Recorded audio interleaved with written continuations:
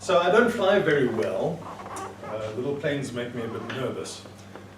And we took off just as the sun was setting from Lanseria Airport outside Johannesburg. We had a refueling stop somewhere in northern Zambia. And in the early hours of the morning, we landed in Kigali. Now, my fellow travelers and myself, it was a chartered flight. There weren't too many of us.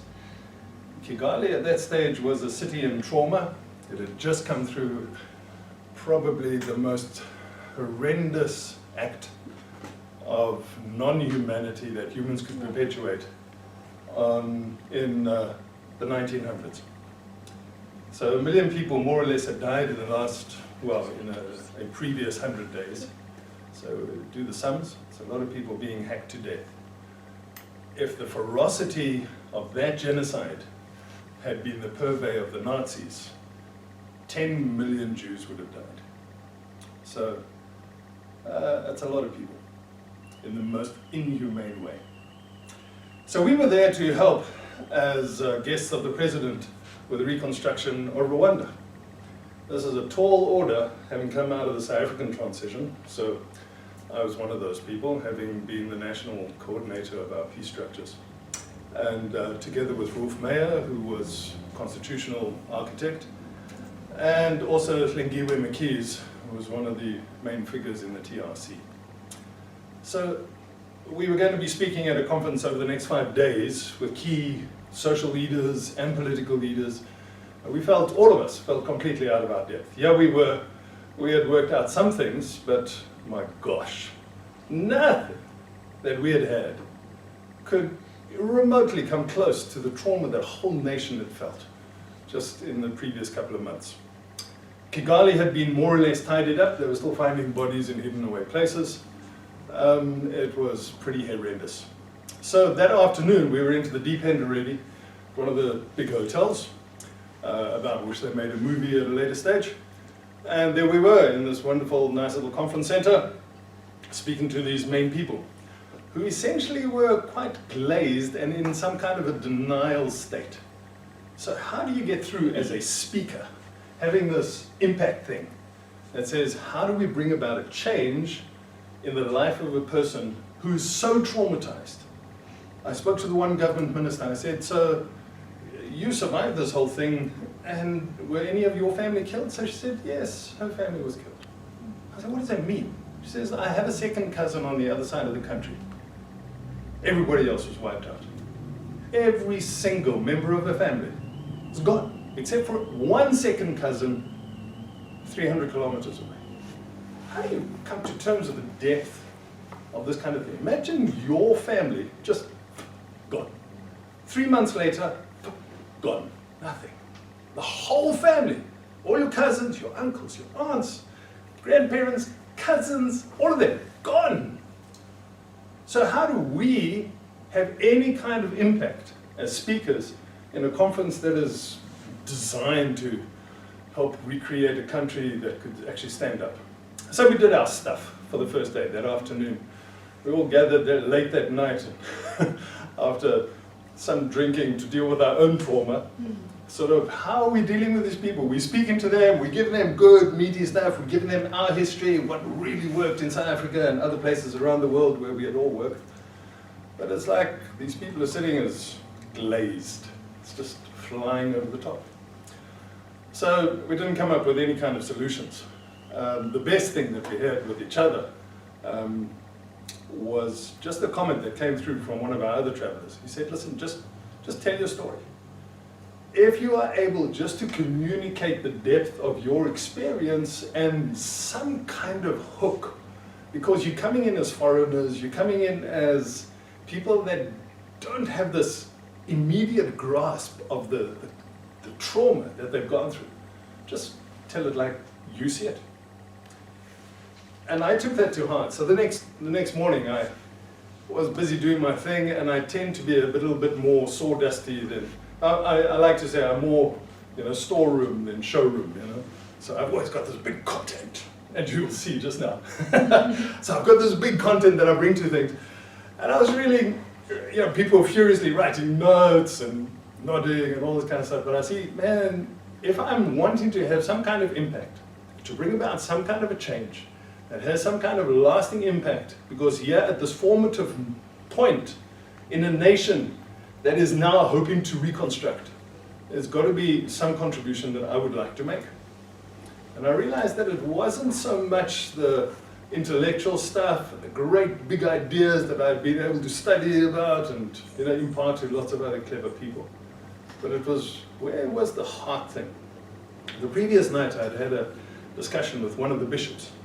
I said, so now tell me about the role of the church in this, one of the bastions of civil society. What's the role of the church? He says, well, Rwanda was, and to some extent still is at that point, the most Christian nation possibly on earth, except for the Vatican, but certainly in Africa. More than 85% of all the people profess to be Christians, believing faithful Christians. Yeah, so that was a little bit traumatizing to say, so how does this faith match up with this trauma? How does this faith match up with this genocide? And obviously there was some kind of a disconnect. But I took that to heart and I said, so maybe that's the key. Having been brought up in the church, having understood some kind of issues of faith, maybe there's some kind of common hook that I can actually just reach into the minds of these people that is so traumatized and find some lever. I'm desperately looking for a lever. And that's what you've got to do is speak it. You've got to find the lever. What is the thing that is really going to get them? You've got to grab their brain. You've got to bring it to yourself. As opposed to just like throwing the data. It's not going to work. So, at a particular point in the presentation that I made the next day, it was pretty good stuff. It was reported in a number of academic papers and all that kind of stuff, but it wasn't actually hitting the spot of bringing about real change. So I told them a story. And I'm not going to tell you the story. Give us the headline. All right. Okay, so here's the story. You see what I did? You were caught right in that whole thing. And that's all true that I've told you right up until this point. And in fact, what I did tell them, now I'm speaking to you. Okay, now we're going phenomenological, as we call it. Now this is for you as speakers. Okay, because that's why I'm here. I'm here to try and help you as speakers to speak better. We all want to speak better. We're all learning how to speak better. So that which I used, the lever that I found, because the people were bogged down in their own misery and in their own trauma and their own denial, whatever state of, their own psychological development it was. So I used the thing out of old Isaiah, and I love eagles. As we had come in to land at Kigali early in the morning, there was this beautiful thing. The sun was coming up over the lakes region. It's a beautiful country. Anybody been to Rwanda? Okay, beautiful. Yeah, the lakes. They've got lots of gorillas there. I mean, it's really a beautiful country. And as we were coming in on final approach down into Kigali, the city is set on the slopes of a hill. And the airport sort of lands more in the valley. But the sun was coming up, and it was glimmering off some of the lakes that are high up in the mountains. And I saw some eagles. I love eagles. I was a field guide at one stage, and so I love the bush kind of thing. And there's a lot that we can try and extrapolate out of the meaning of bush and the real harshness of our realities in terms of what goes on, where our sophistication often loses the essence of our humanity, and we have to go and find it back in the bush. That's just a little aside. So I saw these eagles, and I was reminded in that moment when I was trying to reach out to these people how powerful eagles are. So back to Isaiah I go. And I said, so what are we looking for? We're looking for something in the future. Or yeah, and then they realized the whole tone had now changed. He's not just churning out a process to us anymore. Like, hey, we're needing something in the future. Yes. You need hope. Yeah. Do you think that this is going to happen again? Deathly silence. In more ways than one, just deathly silence. We don't know that it won't happen again, because there was bad stuff happening next door in Burundi. So, we have to prevent this from ever happening again. Yes. So we've got to have a hope in the future that is a stable, prosperous country that can actually move into the future and take its place, as Lutuli said, from my country, take its place in the parade of God's history of great nations and civilizations. Yeah, people like that. Okay, so now the hook is starting to bite. So, but you can't see that future now, can you? No, because you're dealing with all your stuff. Yeah. You have to be able to get out of that. And so, the old Isaiah story, those who have hope, it says, those whose hope is in the Lord will renew their strength.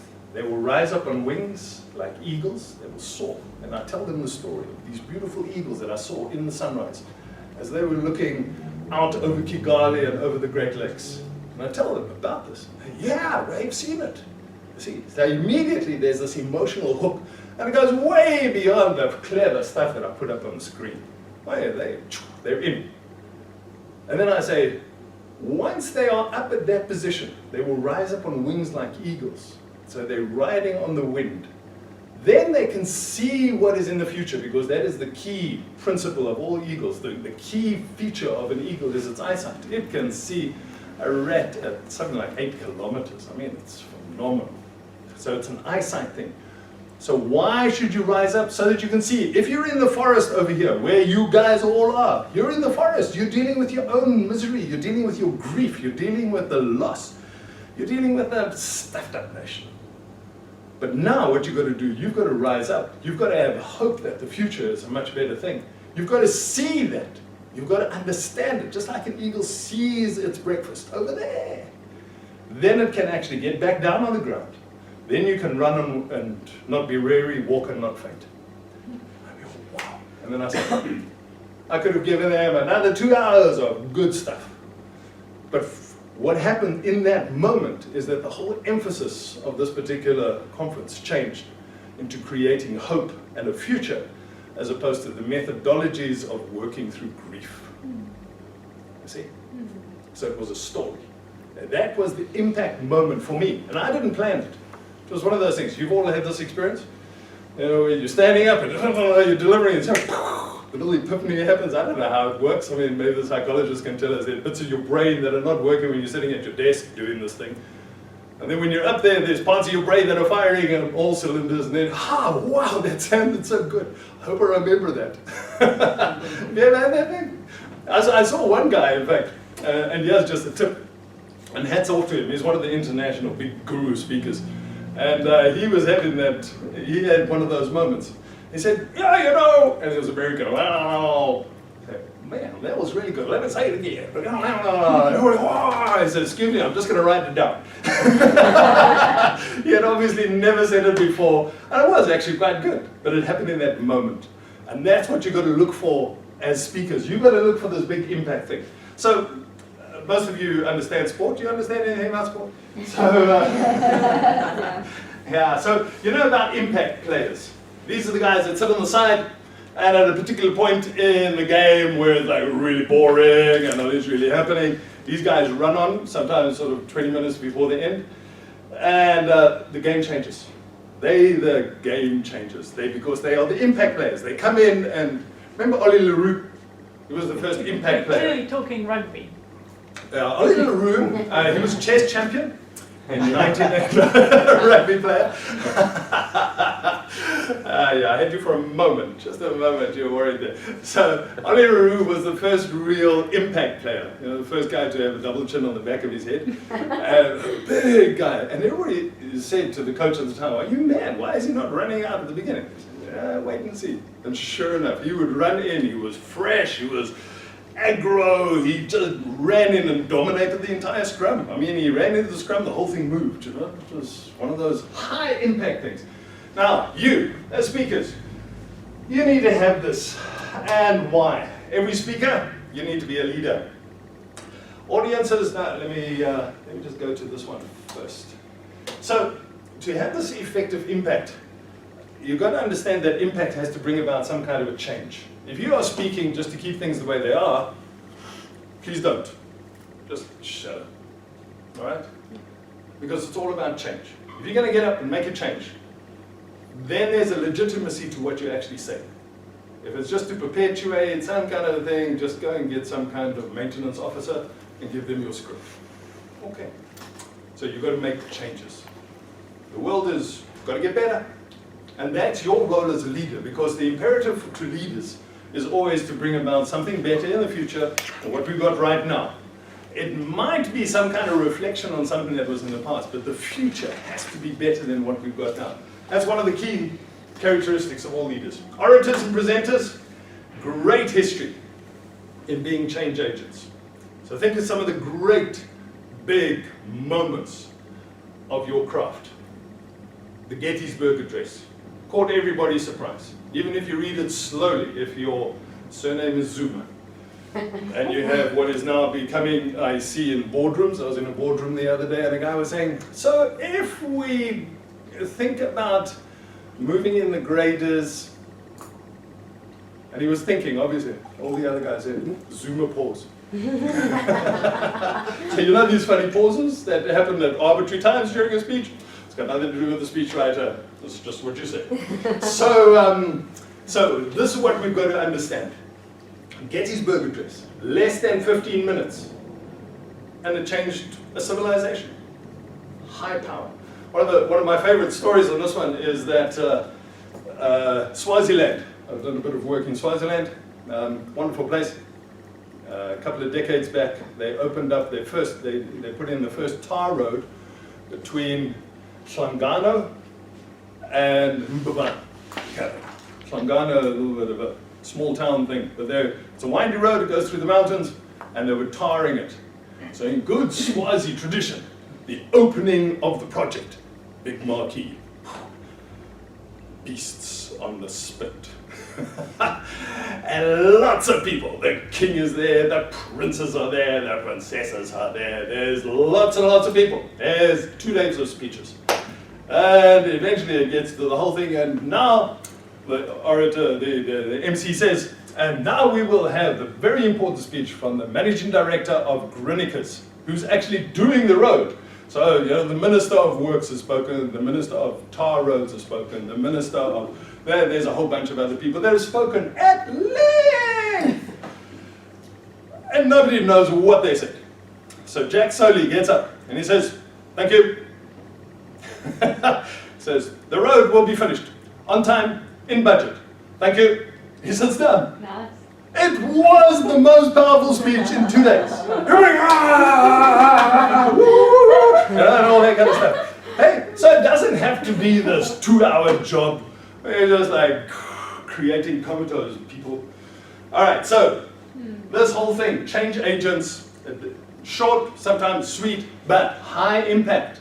It brings a big chunk of truth into somebody's life and stuff changes. That's what impact does. It changes things. Oriluru, Scrum, changed. It's you, speaker, business, changed. So you got like your 40 minutes or your 1 hour, depending on what they give you. Have you changed the people that you're speaking to? Or is it like I sometimes derogatorily call it, you know, the blow in, blow out brigade? You come in and you get everybody excited, and then you, thanks everybody, bye, get your check, gone. And for about at least half an hour, people say, hey, that was great. Okay, what's for lunch? And then that's it. And I've seen too many professional speakers. The orientation is to entertain and to just perpetuate a thing, and then they go away. And that's very unfortunate, because the opportunity they have, your microphone time is a privilege. It is the opportunity to change people's minds. It is the opportunity to bring change. It's the opportunity to take the human herd to a better place. Because the power that you have and the access to people's minds that you have, you can't match it. Because people don't read much, they listen. And that's the history of humanity, is about the orator, and it's about the leaders who could speak and communicate properly to bring about the change that is necessary. However, so that's very nice. History of great change, but we also have a history of great compliance. That's exactly what I'm saying. The people, they say, so how things? Okay, let's keep them the same. Because that's just easy. The low-hanging fruit. So what have we got to do? The big problem that we have is this one, change. Now, I've mentioned it a number of times already. You've got to bring about change. That's what leaders do. So, what's the problem with change? Who likes change? Nobody. I was very quick, you didn't even have to think about it. We all like change when somebody else is doing it. Not to us. Right. How's it feel without your hat? Naked. Oh my gosh, why? Because here it is. And if you forget everything that I say, don't forget anything that you heard before me, but if you forget everything that I say tonight, don't forget this little maxim. Significant growth always takes place outside your comfort zone. And that's the truth. Think about the most significant times in your life when you have grown and where things have actually happened. It wasn't by accident. It was probably something that was very good for you, but usually it is outside your comfort zone. This is significant growth. I'm not just talking about the little incremental things like, I've changed. This is the big stuff. Outside your comfort zone. Whether it's good or bad, the change. It's not always the change is not always positive. Sometimes it's retrogressive. We call it negative dialecticism. So, you want to be moving forward into something good, and it's going to be outside your comfort zone. Your job as the leader speaker, the person who's got the microphone tongue, is how you're going to take people from a comfort zone in such a way that they want to move out of their comfort zone into something that is going to be growth, into something that's going to be new and challenging and changeful. It's this new, wonderful world that you're wanting to advocate. There are a couple of things that you're going to have to do. First of all, understand, number one, that you are a leader, and I don't want to go into the whole thing. This is another whole sort of thing. Audiences will follow you. There's got to be some kind of key things in place, and I'm just giving you this as a headliner, and you can buy a book. Yeah, no, I've got 2 copies. I didn't know that books were on sale, but I've got 2 copies. If you've got some cash and you want to find out a little bit more of leadership, this is one of the publications that I have. Just speak to me afterwards. So, on the basis of your position as a leader, there's 6 things that are very important to your base characteristic that you can build. People say leaders are born. They're not born with this stuff. However, this stuff is the foundations of your leadership. It's your focus towards the future. I mentioned that already. The future is going to be better than our present. It's going to be better than anything that we've had in the past. Let's go there. That's what leaders do. Let's move into the future. Number 2, it's not only this future focus, you've got to have passion. Passion is your emotional engagement. This is the kind of stuff that I was talking about in Kigali, where I was emotionally able to pull that lever and bring them in. I was quite emotional at the moment because now I'm in trauma as well because of all this stuff. And the president took us off to see 5,000 dead bodies, and it was just hectic stuff. But the emotional side of things, that's your passion. Now, passion leverages yourself into places where you are able to make great sacrifice, where you're able to get the people to buy into that sacrifice and into that emotional engagement. Why? Because passion is contagious. Anybody like music concerts, live music? Yes.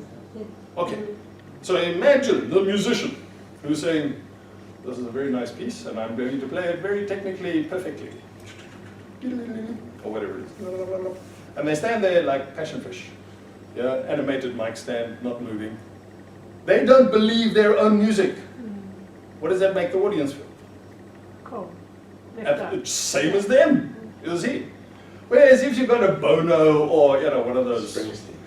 Who? Springsteen. Yes. Mick Jagger. Mick Jagger. I'm giving away my age now. Okay. Matthew Mole. Oh, thanks for coming, guys. It's so good to have you here again. 2 minutes later. Oh, thanks, guys. It's so nice that you're here. No, he's a really excellent musician, but he loves his music. He's into it. He stayed at my place a couple of times, and he's just, even when there's no audience, he's there doing his stuff. He loves it. He just loves his stuff.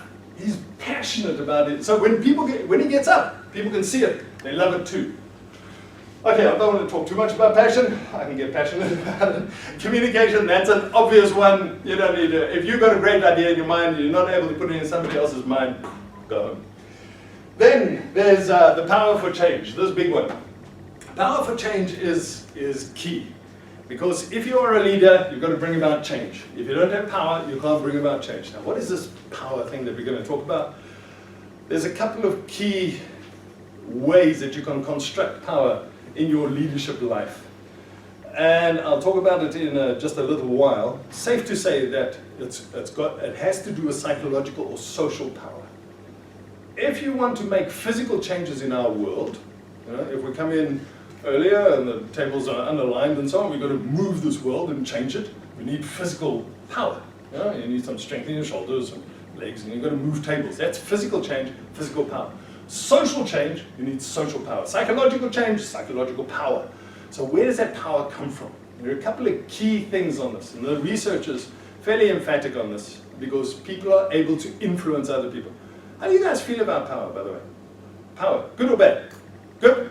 Those of you that say it's good. Depends what you're using. Yeah, that's why I asked the question. Well, it all Yeah. depends, yeah. So, it is all to do with the intention. Power itself is like a brick. It is neutral. So depending on the mind that is wielding this brick, it can be used to build a hospital, or it can be used to beat somebody's brains out. The one's good, the one's bad. It's the intention behind this thing. So power can be used very, very badly, and unfortunately it's had a very bad press for the last 5,000 years, where power has been abused over and over. In your own life, there's been very powerful people that have really abused their situation or their position, and it's just not nice. But if you think about it, there's been some people that have used their power very, very constructively. Their power of ability and skill, doctors that have fixed you up, coaches, teachers that have opened your eyes through their power of understanding to new things. The guy that stopped to help you on the side of the road when you were stuck once. He had the power to help you, and he did. So that's the positive stuff. In our own macro environment over here, just think of Mugabe. Does Mugabe want power? Does he like this power thing? Nah. Yes, bring me power. So why does he want power? It's quite a negative thing. It's what we call personalized power. He just wants it for himself and his dynasty, or something like that. Think of Madiba. Did he want power? No. He actually did. He did. And not for himself. Good leaders He did. want power because they know and realize, like you should, Change. what that power can do. You must want microphone time. That's power. Microphone time is power time. So if you step away from it, some bad oak's going to get that time. And we'll leave it, it could be a little Mugabe kind of a person who's going to take the microphone time and pick it up and use it. Not because they deserve it, but because you step back from it. Because you, the humble, good leader, didn't want it. You must want power. Maybe the word is a little bit offensive to some. Let's call it influence. You must want influence. Take it. Use it for good. Like Madiba, he gets up on the steps of the city hall in Cape Town. He says, I will be the president of South Africa. If that's not a declaration of wanting power, I don't know what is. I'm going to have power. And he did. And he held on to it lightly, and he gave it away at the right time. Because it wasn't a personalized thing. It was what we call socialized power that then goes into reconstructing and building society and taking the herd to a better place. Stalin said, last thing on power, Stalin said, power is lying in the streets. I will gladly pick it up and change this world. Bastard. And he did. Why was the power lying in the streets? Because the good guys had run away. If the good guys had picked up that power and said, Stalin, you bastard, get away. We're not going to let you kill 10 million people. Go away. They didn't. They ran away. Tragic. History could have been a lot different. Consistency, this has to do with the trust thing. And if you are a leader and you get up and you're telling lies, pretty soon people are going to pick it out and say, why should we believe this guy? Not good enough. So you need to have some kind of consistency, and there needs to be a tie-in, some kind of what we would call integrity, or an integrated approach to what you are actually saying. If you're just there to sell somebody else's idea and you don't have an entire direct line back to what your own truth and your belief is, hey, it's not good. It's not going to be good for you or the people that are listening to you. There's going to be some breakdown at some point. Easily understood. Self and social management, and this goes to some of the experts in this room in terms of emotional intelligence and in terms of social intelligence and intercultural intelligence and a whole bunch of those things. if you as the leader and as the person who's got the microphone time speaking to these people and you don't have a bit of this, you're also pretty stuffed. Unless everybody in the room is just like you, which nowadays is very rare. You've got to like be able to read it and say, hey, this is working, it's not working. It's like us in Kigali. All the stuff was good, but it just wasn't working. We could read it. It wasn't there. Okay. Any questions? Comments? Because I want to move on just from these things. Okay, safe to say this one, every leader should be a speaker too. So every speaker should be a leader, but every leader should be a speaker. You believe it? Yeah, should be the case. Should be. Okay. A lot of leaders don't like that. No, I'll just get my press secretary to do this kind of stuff. I'll check the spreadsheets. For you, I'm a reductionist, so I'm taking a lot of stuff. I'm putting them down into 5 big questions that you need to ask in your presentations to have the impact that is necessary to bring about the change that is necessary to take our humanhood to a better place as a result of your efforts and your microphone time. So this all started off, my one son, I've got 2 boys, both of them are very sporty, and years ago one of them was playing soccer. So he's now 13 years old or so, and he's the captain of his team. So we're riding along one day, and they say, hey Dad, you're the sort of leadership guru kind of person thingy. They don't know what I do. So, like most children. I often think, I try and play the movie in my head, the teacher says, oh, so what's your dad do? And then they just make up stuff. What they think he should be doing. Yeah, I think he does this and this and this. Anyway, he goes away a lot. Anyway, so he says to me, hey Dad, so you do this leadership stuff, yeah. So he says, I'm the captain of my soccer team, the A soccer team. Yeah, my boy, I'm very proud of you. He says, yeah. We've heard that all before. He says, but here's a question. He says, at halftime, we all get together. So, and they bring on the oranges and the steroids. And then we, no, the oranges. There and water. The steroids. And the steroids. And he says, then the coach speaks to us. And then because I'm the captain, I'm to speak. So what do I say? Ooh, that's a very real question, isn't it? So this is halftime. Think about halftime in your career. What do you say? Halftime in the lifespan or the growth curve of this company that you're speaking to. What do you say? This is the halftime in the middle of the recession. And you're like, these people are like, feel like they're losing. What do you say? Because you can't walk off the field. Oh, that's really not on. But you've got to want to win. You can't just go out there and stand around and say, ref, can't you blow up already, please? This is like so boring, they're scoring so many goals. Yeah, you can't do that. So what do you say at the halftime moment that's going to have the impact that is necessary to change the situation and to create a better future than the stuff that you had in the past? Okay, so here are the 5 big questions you should be asking. First of all, what is my or their purpose? Is that genius? Yes? No.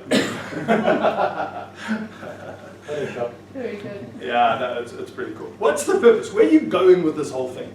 Particularly if you're dealing with a whole bunch of people.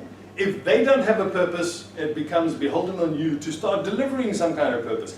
If you walk in to grab the microphone, there's a lot of people, or not so many people, and you don't have a purpose, you're also wasting your time and their time. Don't do that. You've got to have some kind of purpose. You've got to have your big purpose, and then you've got to have your little purpose. This is what we're going to do in this session that I've got this afternoon with these people. You must have some purpose. And that must also then feed into what their purpose is. They are here not to listen and just be entertained. They must have some bigger purpose. They want their company to succeed. They want their organization to succeed. They want to succeed themselves. They want to be encouraged. They want to have hope. Or whatever, they want to rebuild their country. So what's the purpose? You've got to create some kind of a purpose in their minds which confirms what they've been thinking already. That's your key connection thing here. Claire, You had a hand. No, it's been answered sufficiently. Okay, Thank you. sure. That's question number 1. Any questions on the question? No? Purpose.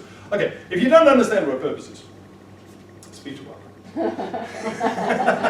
Certainly. Yes. No, look, there's so much that's been written about purpose. I mean, it's just exclusive books. Maybe they've even got a whole shelf now on purpose. So, but it is very, very important. You don't do things by accident, you do them on purpose. So find out what it is for yourself, for your organization, and then very importantly for the people. If you can get a handle on the purpose of the people that you're going to be speaking to before you get there, it just helps, eh? Of course it does. Number 2. Do they really want this thing, this purpose? So you're saying, there's the future, we're going to go and get this future. So do you think they really want it? It's declared in their sort of annual report that these are our values and this is our vision and this is what we're going to do. Could have been something that their PR person just sucked out of their thumb because they had to conform to King 2 and just have a mission statement and a vision statement and a value statement. And nobody's ever seen it. Or they don't believe in it at the best. So do they really want this thing? You need to check that. And if they don't, you have to convince them that they do. So back to 13-year-olds playing soccer. So they all gather around, the coach has finished speaking, the captain must say, hey guys, do we want to win this thing? And the answer must be a resounding yes. Yes. That took a while. It wasn't really resounding. Yeah, it wasn't either. It was like, bananas, boy, yeah! We do the American, put their little thingies over there, and I was like, okay, so they've got to be convinced that they want it. And this is where your motivation, inspiration stuff kicks in. And people talk about motivational speakers. I'm not convinced of this thing. I think it's inspirational more because it's, you've got 40 minutes. And motivation is long-term. So what do you do in that halftime moment of, on a soccer field? You've got to convince them. So for a 13-year-old, it wasn't, hey, there will be glory and abundant riches, and we will go down in history if we win this game. No. That's, first of all, lacks integrity, and it's not true, and kids really, 13-year-olds don't care about history and legacy and all that kind of stuff. It says, if we win, the coach has said, we're going to go for burgers and cokes. And all the chicks are going to love us, hey? So, oh yeah, I got to win. Do you want to win? Yeah, we want to win. You see, that's your motivational, inspirational moment when you got your microphone time. So you've got to help them to really want this thing that you are, proposing into the future. If you don't, you say, it's a nice option. Let's give it some consideration. Send the memo. Any questions on this? No? You want to be good speakers.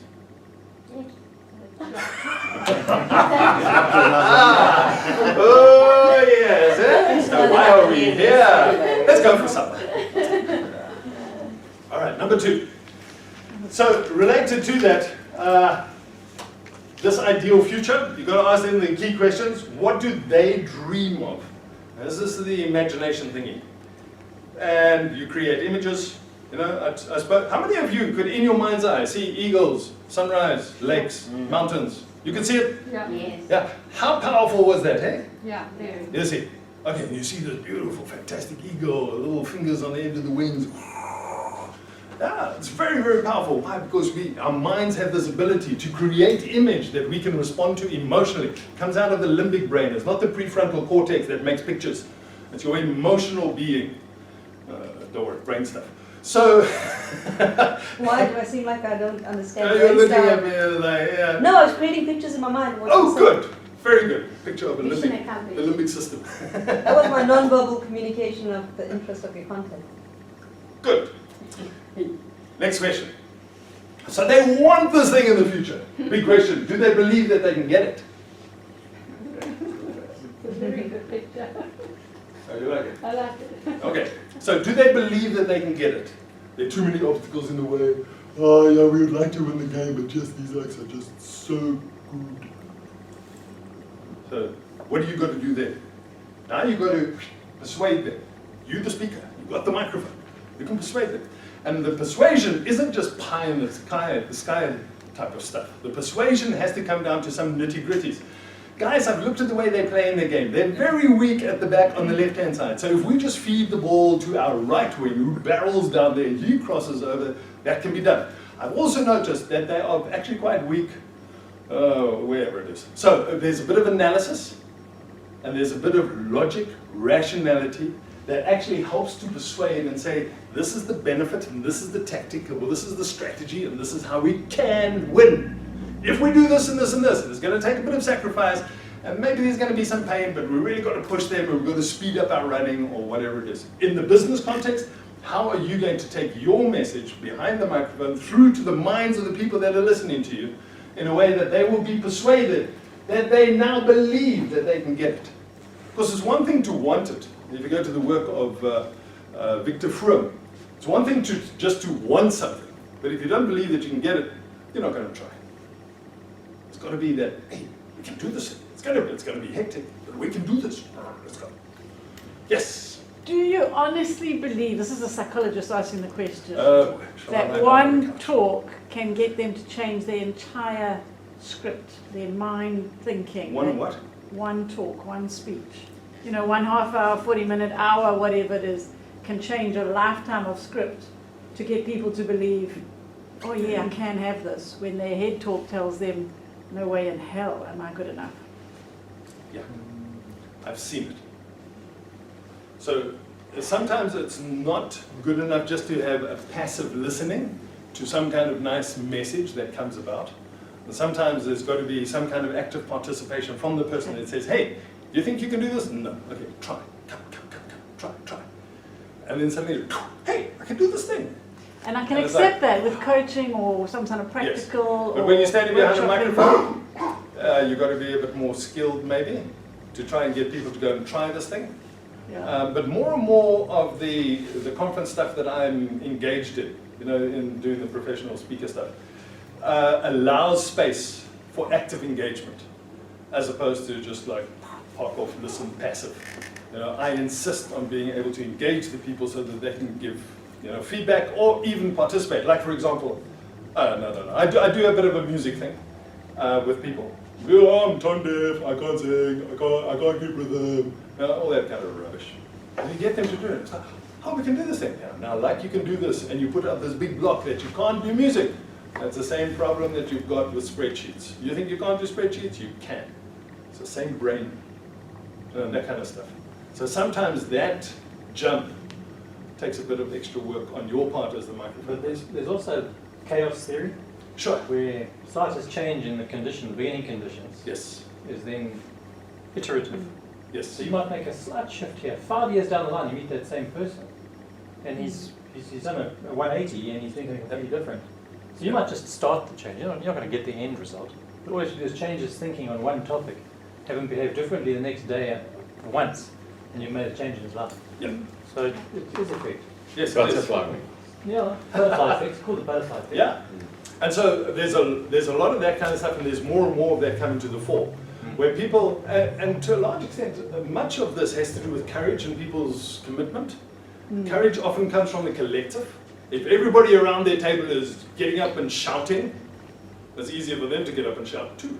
You know, I'm working on a whole thing of the momentum of sentiment. And, you know, we have sentimentality, and we fall into a groove of just barreling along without actually thinking, what am I doing over here? And so our mindset can be this sentiment, I can't do this, and I can't do that, and I can't do that.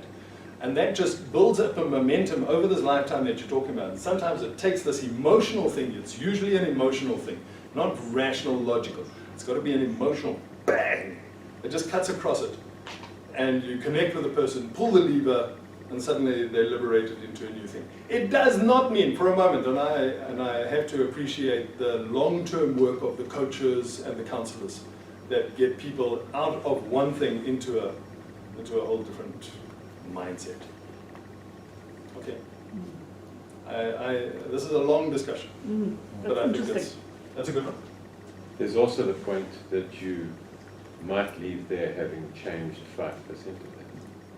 And Yes. that may make one hell of a big difference. Absolutely right, because they become your impact players in situ. Yes. I guess what I've been thinking about as you've been talking is if you can persuade them that they can change if Yes. they engage in whatever activity you suggest. Yes. That's enough. Yes, because then they will go out and try, Yes. and some of them will get it right. Some of them might, yes, yeah, I can do this thing. Some of them, hey, check, I've tried, I can. Yeah, it can work. Think of any salesperson. And I've worked with quite a lot of sales groups, and a person comes in and says, I've just come here to do some homework, I'm not really interested in your product. BMW say, I'm a Mercedes person. These BMWs, there's wannabe Mercedes, you know.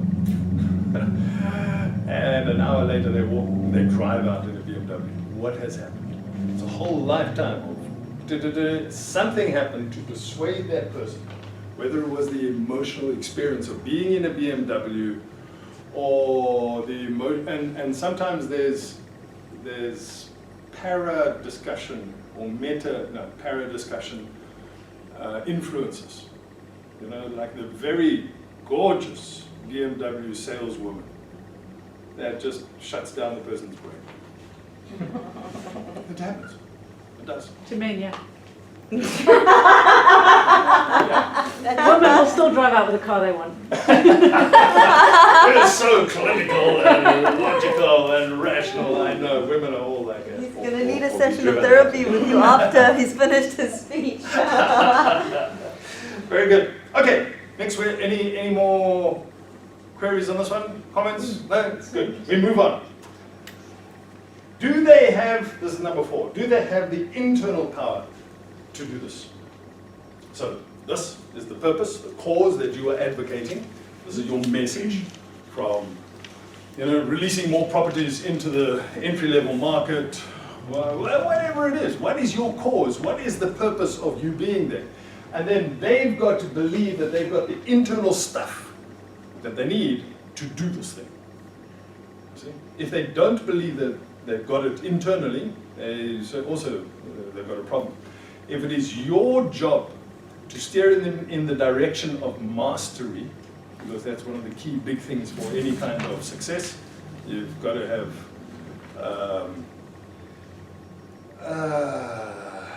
you've got to have autonomy and mastery and purpose. Those are the 3 key things for the greatest success people in the world. Those big ones. All right, so this mastery thing.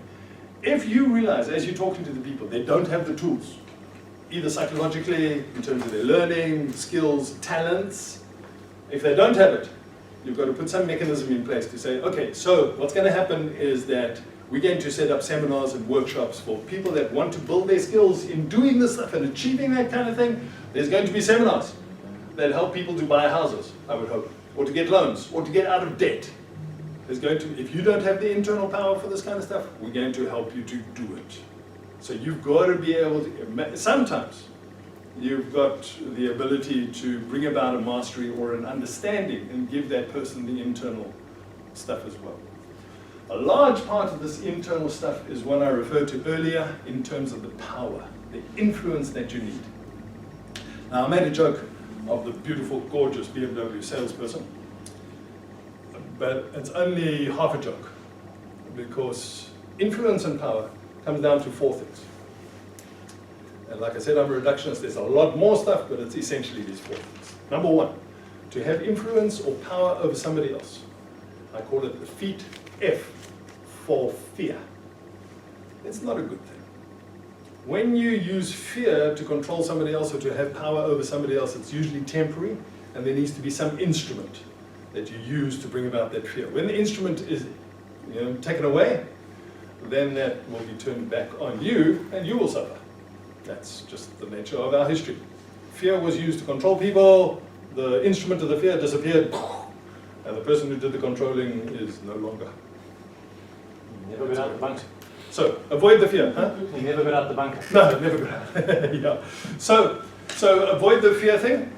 We've seen it through Africa, we've seen it through the world actually, where people have tried to have control and power using fear. In our situation, don't use fear. It's really not tolerable.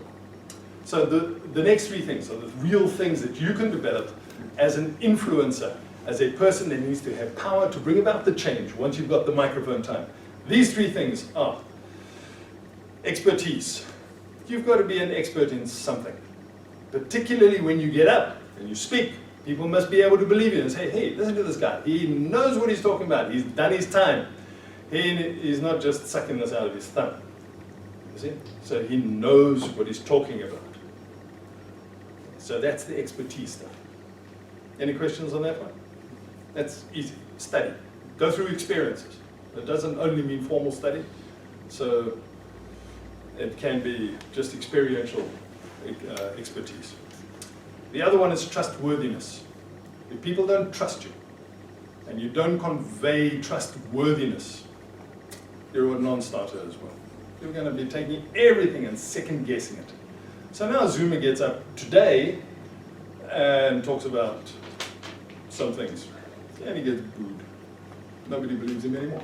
His credibility is, that's it. I do quite a lot of work with some very high levels in government.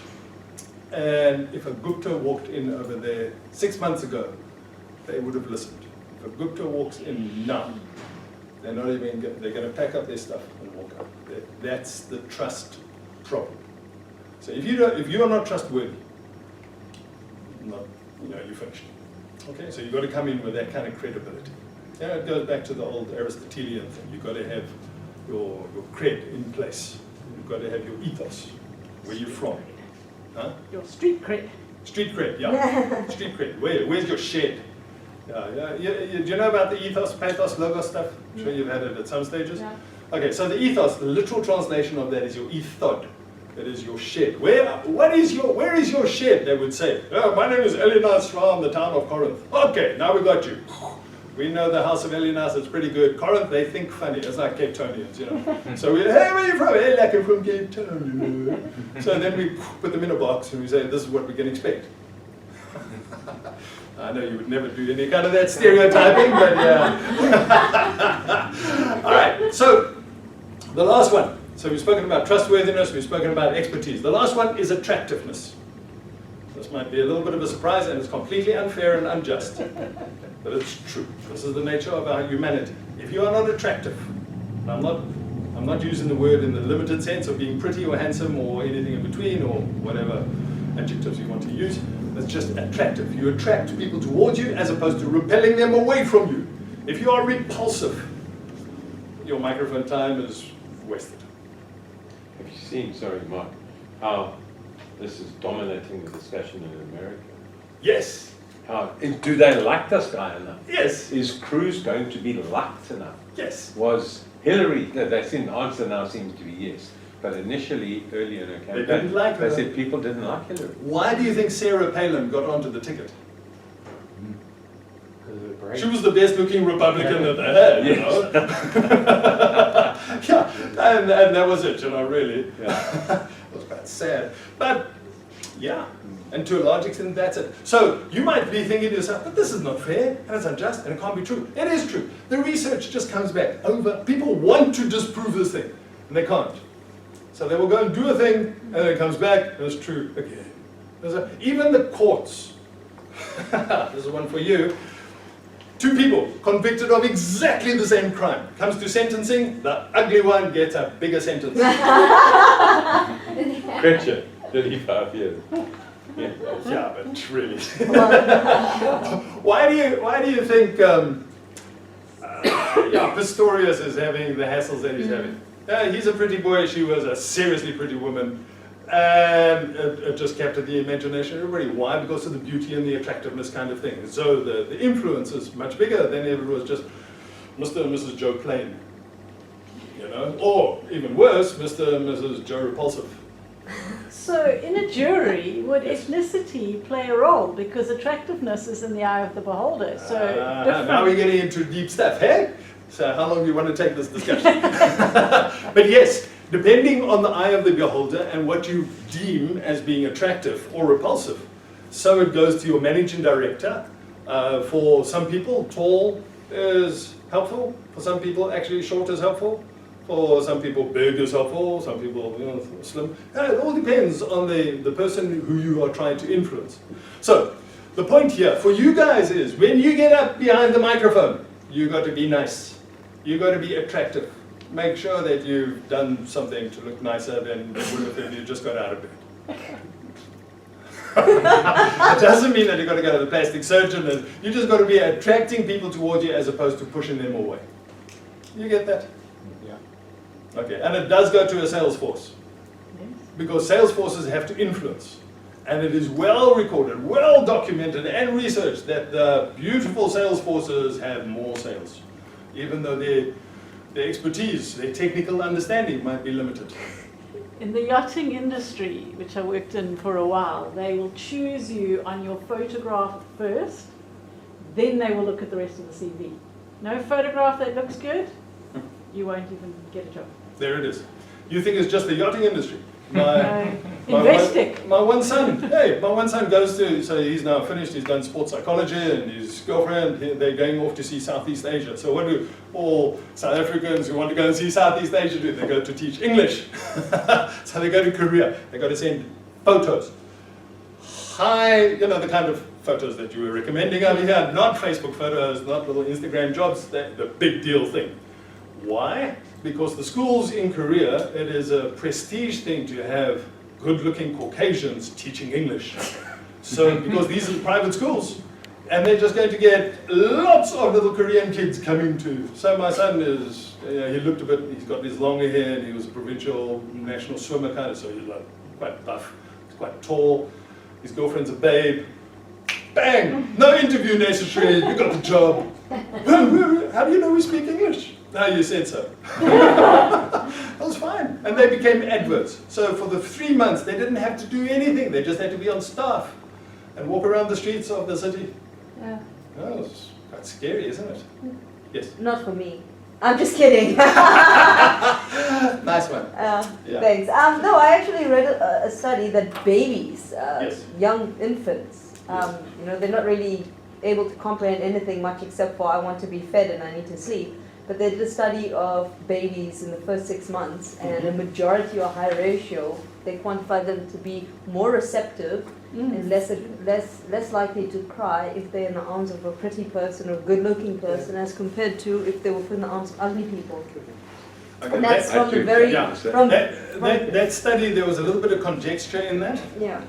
And the study actually had to do with gender stereotyping, because male brains and female brains actually start becoming distinctive from almost at birth, but certainly becomes entrenched by 6 months.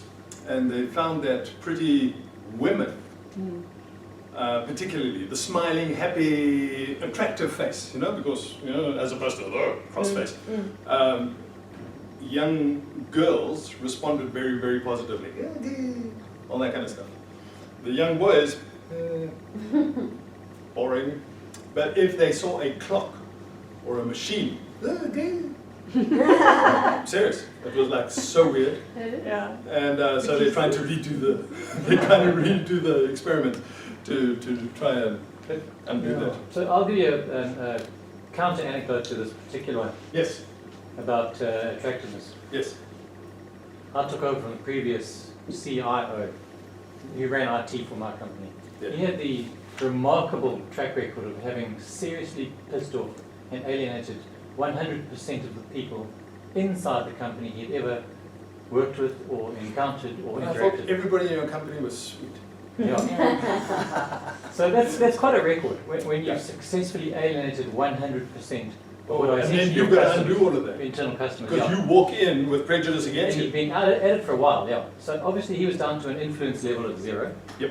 And he was repulsive to the entire company. Yes, So I walked in and said, I'm from IT, and of course I got this negative. yes, So I just spent the first 6 months in my new role, yes, traveling the company, yeah. and doing nothing but building relationships with my customers, my internal customers. Good one. Otherwise my job would have been impossible.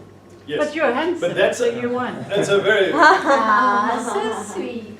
Yeah. for a sugar company, yes, it would be. So, so here's the thing, that was a particularly good strategy. Because you could have delivered amazing expertise, I didn't even and bother. amazing trustworthiness, and you wouldn't even, I not didn't even even allow bother it. to try and sell them on IT or on technology Just or anything. build that It would have been relationship a thing. waste. so that you could influence them Yeah. on the basis of this. And Okay, related to this, and I don't want to go into it too much, but there's this whole thing of charismatic leaders. You heard of this thing, charismatic leader? Okay, now remember that leadership power is subscribed. Where does a leader get her or his power? They don't have it. Yeah. You know, they might have expertise and trustworthiness and so on, but if it's not recognized from the people that subscribe that power and say, because we all leaders want a leader. All people want a leader. They're saying, influence me. That's what people are saying. So even Barack Obama, he's got advisors, and he says to them, influence me. That's what's happening. So it's a subscription. Now the charismatic leader, quite dangerous, because this is the person who has a lot of attractiveness, maybe even dodgy other things. But what happens is that the people love that person so much that it becomes a charitable giving. Now, the charismatic, if you break down the words, nice little bit of reduction over here. So charis is the Latin word, which would be the Latin equivalent to the Greek of agape. Have you heard of agape? The spiritual love, or the charity, where you give without any expectation of return. That's charity. You're giving, you know, it's not an investment. You're not going to get dividends. You've given, it's gone. Now, charismatic, it comes from that root. So people subscribe their love and their devotion to this leader who's up there, who might be a complete scallywag. And yet that subscribed power creates the charismatic leader. Would that be a Hitler? Careful with this He was person. charismatic. Yes. Very much. And a Richard to Blanche. Richard Branson, he's he's built, Yeah. very, very importantly, he's built a credibility of trustworthiness. He's very attractive, so that works against him in this instance. But he's got a lot of expertise and trustworthiness. He delivers on his goods. And the people are devoted to him because he's got a big package. See? Okay, so the charismatic people are the people that are untested, usually, in terms of their trustworthiness and their expertise. Make sense? Watch out. Bit of a warning. So don't be a charismatic leader that comes in there with front plan. Get substance. Then, the last one. Do they have the external power to do this? And this, sometimes, because you're the outsider coming into the situation, there's not always that much that you can do about this. Except that you can affirm their position and say, in your situation, your company can be world dominant. You've got the technology, you've got the expertise, you've got the positioning in the global market to accomplish great things. Let me encourage you to affirm your position. Or when you're dealing with an individual or a group or a division or something like that, is to try and help them understand the power of their position.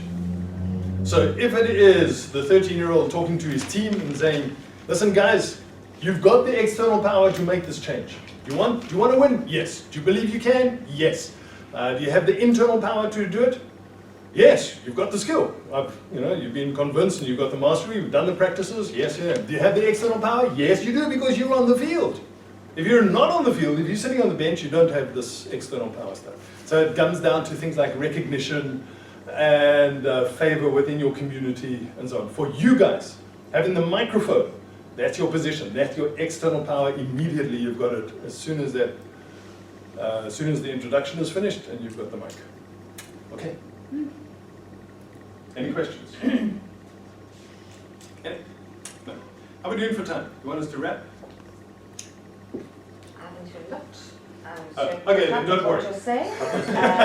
And it is 8:30. Yes, please. We need to wrap. Okay. 2 minutes. I'm just going to show you a little bit of how this thing hangs together technologically. I'm going to give you a 4x4 and another 4x4. Essentially, remember we said it's about a dream. What is the purpose? Where do you want to go with this thing? You walk in and you say, we're going to go. I'm going to lead you to understanding a future that is better than anything that we've had in the past. You've got to create that dream, that imagery kind of stuff. But it's not just about the dream. So how does it work? You've got to understand that they've got to want it. So you create that want by giving them the dream. Say, yeah, I want it. Then you've also got to create the ability in their minds that they believe that they can do it, which could also be low and high. So now we end up with another 3 positions beyond just the dream. Because a dream, my dream, is a dream and it might never become reality. Do they want it? Oh yes, they want it. Do they believe they can get it? No. How much energy are they going to put into it? Zip. Because they don't believe they can get it. So it's a dream. It's out there. We've all got dreams that we know that we're never going to achieve. So, if they believe they can do it, but they don't want it, which is the problem with many, many people, all you've got over there is just boredom. So if you come into the people with a message, they know, and it's not challenging, they know that ho-ho-hum, this is so 1990s. And they really are not challenged at all to aspire to anything greater. Boring. You finished. They're not going to devote anything to bring about the changes that you advocate. Obviously, if you're over here, this is the irrelevant thing. You know, so this is when you don't want it and you don't believe you can do it. So do I want to go and climb Mount Everest? No. Do I believe I can? No. Am I going to save towards it? No. Am I going to do anything? I'm going to read about it? No. It's irrelevant. It's like not part, it's not on my radar. It's gone. Okay. Obviously, this one over here, MaxSpeak. That takes us right back to the beginning. You want to MaxSpeak, you want to maximize the opportunity that you got behind the microphone. You walk in, the people are going to, you're going to grab the ears, say, this is our purpose. This is what we're going to do. Do you really want it? Yes. Create the dream. Yeah, but then there's the doubt. I don't think we can do this. Yes, you can do it because you got this and this and this and this and this. Let me help you to understand that you guys can actually do it. Once that's in place, this I can do it, and that, yes, they want it because of the dream, that's when you're going to start leveraging your MaxSpeak. Okay. So, think of Martin Luther King Jr. I have a dream that one day my children will not be judged by the color of their skin, but by the content of their character. I have a dream today. Do you know the story behind that, by the way? For speakers, it's always fascinating. So you know they had the Million Man March on, so from down in Alabama, lots of people getting there, and so the National Guard was very, very worried. This is folklore that is very important to all professional speakers, so I beg your indulgence on this one. That's a great story. So he's there in front of the Lincoln Memorial, lots of people. He had to submit his speech beforehand so that the censors in those days could make sure that he's not inciting violence and doing a Malcolm X on the crowd. So, Martin Luther King, yeah, he's this pacifist, he does all the right thing, good guy. So he submits a speech. So he's going through his speech. Essentially, it was boring, actually. Sitting just to his left, on the right of the stage, is a big gospel woman singer. Her name is Mahalia Jackson. Anybody heard of Mahalia Jackson? If you want to hear deep soul, it's just like stirring stuff, you know? She's got a big voice. So she had listened to a sermon that he had given at First Baptist Church back in Atlanta. So she says, and as soon as he starts speaking, she knows that the speech does not contain this bit. She's saying, give them the dream, Martin. Give them the dream. Martin, give them the dream. She's chirping right over here, and he's trying to get through his notes here, you know? She's shouting at him, give them the dream! And then he breaks into the dream. I have a dream. What does everybody remember Martin Luther King for? The dream. And it was thanks to her. Now that's the power of the speak. Everything else he said was more or less irrelevant. It was the dream. So he was able to generate that. But then what happened?